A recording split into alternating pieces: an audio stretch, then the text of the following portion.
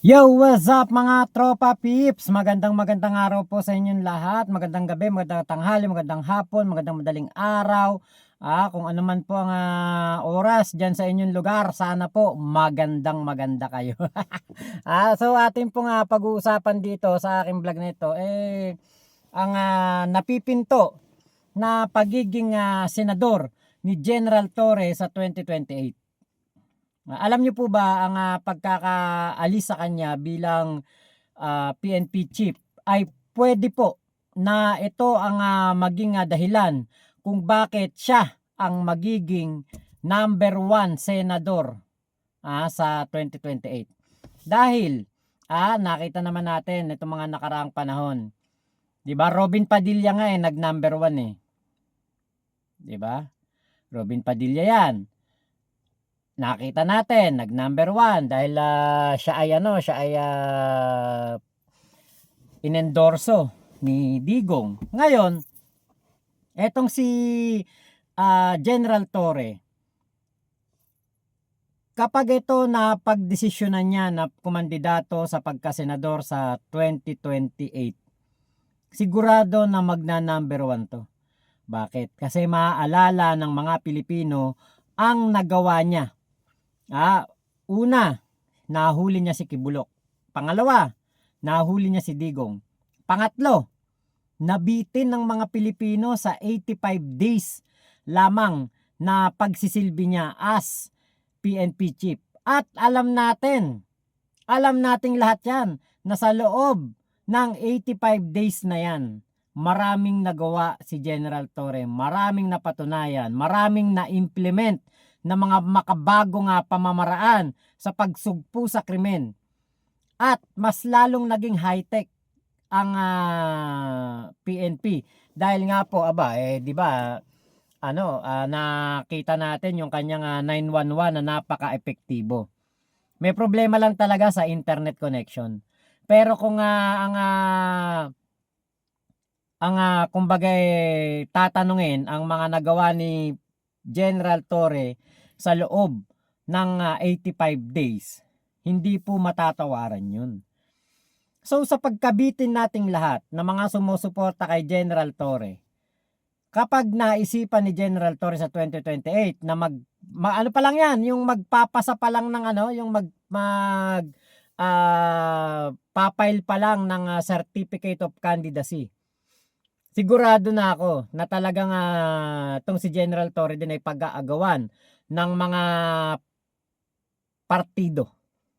Pero sigurado ko hindi ito pababayaan ng ating Pangulong Bongbong Marcos. Sigurado ko na kung sakali nga talaga na mapagdesisyonan ni General Torre yan, pasok sa sa partido o sa tawag doon yung administration na senators o administration candidate for senators nito nga si PBBM, si General Torre. Kaya nga po ang kumbaga nakikita natin, grabe paninira sa kanya, grabe ang kumbaga pag-demoralize sa kanyang pagkatao, grabe ang mga panlilibak sa kanya.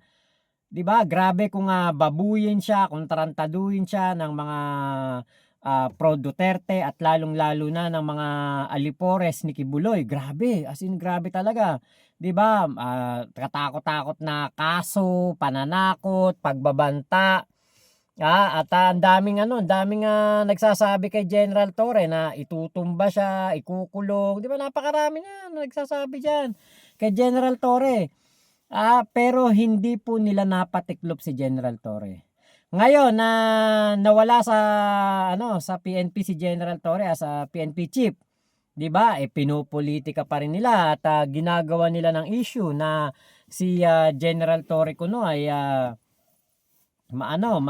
kumbaga ayaw na daw ni PBBM dito, pinabayaan daw. Si Bato nga, sabi nga ni Bato, kinawawa. Pero hindi nila alam, mas lalo lamang nilang pinasikat si General Torre. At ito ay posible pang maging threat sa mga kakandidatong senador sa darating na panahon dahil nga napakalakas po sa taong bayan ni General Torre. Napakalakas sa mga Pilipino. Yung karisma ni General Torre, kahit na sinasabihan ni Baste o ng mga DDS vlogger na mukhang unggoy, napakaitim, tinatawag na diwata, wala. Hindi po nila hindi nila matitinig ang isang General Torre. Talagang grabe ang pinapakita ni General Torre na kanyang kumbaga kahusayan sa pagiging pulis at sa pagiging kumbaga sabi nga niya sa latest interview niya, he's a soldier. So ito po yung latest interview ni General Torre. Pakinggan po natin ang kanyang mga pahayag. Then were you surprised that you were relieved? Sa tanong na kung kamusta ako, okay, andito, naghahanap buhay.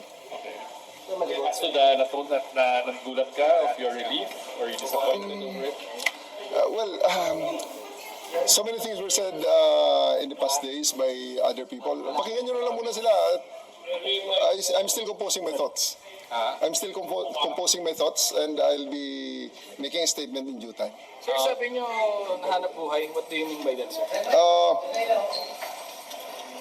Pumasok ako sa Grab delivery, sa food delivery at nakatanggap ako ng message sa aking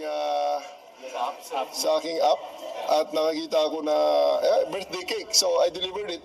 Nagkataon pala birthday ni Congressman De Lima. So nagulat ako na nadala kong cake sa kanya. Sir, may offer daw sa inyong posisyon. Naki-happy birthday na rin ako. Sir, may bagong posisyon na in-offer sa inyo. Let's just wait for the official announcement kung meron man. Ano po, pero sir, tatanggapin niyo kung meron? Masyado namang naunang karwahe dyan. Pag tatanggapin o hindi, wala pang ang announcement Pero kung meron man. nakausap na po kayo ng presidente. Executive privilege, pwede. Okay. Sir, you think yung pagtanggal sa inyo has anything to do with yung binawi na mga appointments mo? I'll make that will be included in my statement in due time. Hindi sa Sir, ano pinag-usapan niyo ni Senator Laila? Ano po pinag-usapan niyo? Ma'am, cake delivery po. Sir, Seriously speaking, when I was the chief PNP, Congressman De Lima was among the first visitors in my office. Nakita niyo naman yan, we published it. She visited me and we talk about things. So sa ngayon, I just reciprocated the gesture. I found out that it's her birthday today. Actually, alam ko matagal na. So I just really wanted to wish her well on her birthday. Ano Kaya nagdala lang ako ng simple cake, yun lang. ano pinag-usapan niyo, sir? Happy birthday. Sir, you think beyond repair na yung relationship mo with the present group of officials under this administration, or are you still open to dialogue? Yung pag-premise yun ng question na beyond repair, para bang may nasira. I'm telling you, simula kahit nakahapon sa official statement ni Secretary John Vic, di ba? May nasira ba? Wala naman ah. It's all the President's choice, ang sabi niya. Which I in good support it. terms kayo, sir. Wala po Of course, we are. Tumawag daw siya 5 beses, di niyo raw sinagot. Sabi niya naman, di ba? Siya rin naman nagsabi na nasa dinner ako. Well, sa ako na yan, alam mo, di ba? Even in the PSA, in the police service anniversary sa aking demonstration sa President nung ating capability sa 911 and 5 minutes response. Ano ba ang na-highlight doon? Napakabagal talaga ng internet. So, things happen sa mga ganong kanya. It's just so unfortunate na napaka bad timing nung mga calls niya. Kaya hindi ako naka-return call, hindi ko rin na-receive. Sir, pero sir, despite po ng pagkakaalis po sa PNP, ano po yung proud kayo na nagawa ninyo? Proud to be. Laging tagline namin yan, di ba? I came from a unit na ang tagline ay proud to be. Until now, proud to be PNP. Ayun ang pinaka-tagline kung naghahanap Sir, ka ng wala po tagline. kayong sama ng loob. Wala po kayong sama. Look at me straight in the eye. Do I look like somebody who is bitter? Sir, conspicuously absent kayo dun sa turnover. So, yung optics dun parang nasabi. Because there's, up to this moment, there's no turnover to speak of. Ang relief ko is for the appointment. Yes. I have to still get guidance whether I'm fired from the PNP so that I will lose my 4-star general. And that's quite a different thing.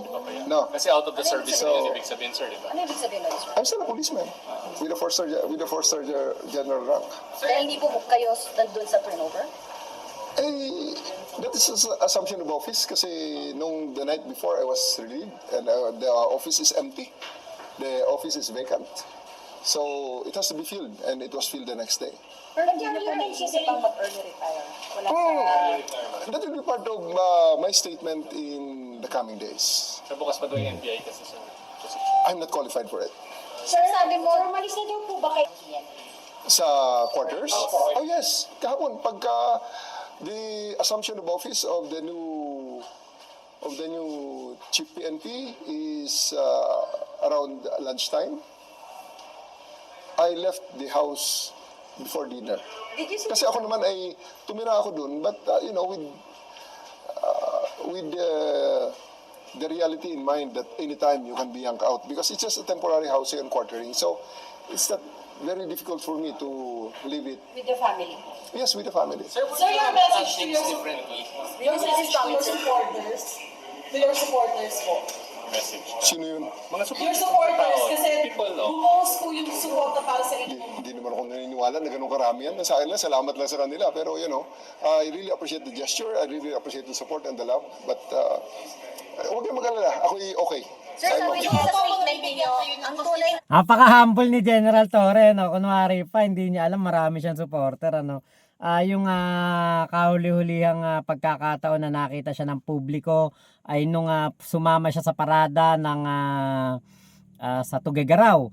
At kung makikita nyo lang po yung mga upload ng mga taga Tuguegarao, tuwan-tuwa sila kay General Torre. Hanapin nyo, General Torre, Tuguegarao, makikita nyo yung mga video niyan na marami nagpapapicture kay General Torre, maraming nagbibideo sa kanya at na kinakawayan siya, yung iba kinakamayan siya, yung iba tumatakbo para malapitan siya. Yung mga kababaihan, mga kabataan, alam niyo po, si General Torre napaka-humble, ano. Talagang hindi tayo nagkamali na meron tayong naging PNP chief na katulad ni General Torre. At eto nga po, dahil nga po dyan sa kanyang mga sinabi, wala siyang tampo, okay siya.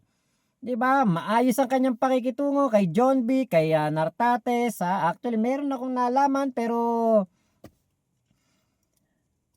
baka magalit na sa akin yung tumatawag baka hindi na ako tawagan para bigyan ako ng info basta okay si Nartates at si General Torre. May yung tumawag sa akin, sinabi niya General Torre and General Nartates are good friends at lalo ngayon talagang okay na okay silang dalawa.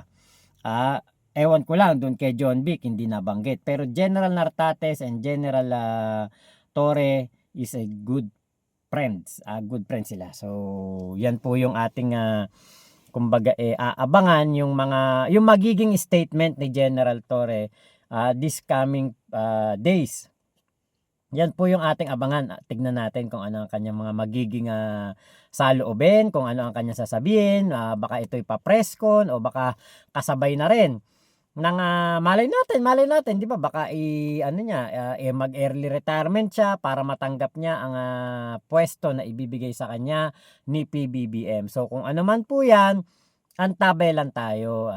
Tignan natin kung ano ang mga magandang mangyayari sa mga susunod na araw. At excited na ako dyan dahil alam ko na si General Torre ay talaga pong i-employ pa rin ng ating Pangulong Bongbong Marcos. Hindi niya ito pababayaan at isasama niya ito sa kanyang gobyerno para makasolve ng mga krimen, ng mga katiwalian, ng mga nakawan at magiging epektibo na leader ng ahensya na yan si General Torre. So, yun lamang po, maraming salamat sa pagsama nyo sa aking vlog na ito. Kung ano man ang inyong opinion, ang inyong mga thoughts sa vlog ko na ito, o kayo, tingin nyo ba kung sakaling magsenador si General Torre sa 2028, iboboto nyo ba? Kung hindi man at maisipan niya lang na maging private citizen, tingin nyo po ba si General Torre kapag in coming few years 2028, 2031, 2034, malay natin baka diyan magbago isip ni General Torre at maisipan niya na kumandidato, 'di ba? So kung ano man ang maging desisyon ni General Torre, suportahan natin siya. Kung gusto niya maging senador, suportahan natin. Kung gusto niya maging private citizen, mas lalong susuportahan natin siya, 'di ba? So yun lamang po, maraming salamat sa pagsama niyo sa vlog ko na ito. Ingat po kayo, nasa mang panig kayo ng mundo. Momo chup chup, love you, love you. God bless us all, Pilipinas. God first, salamat po.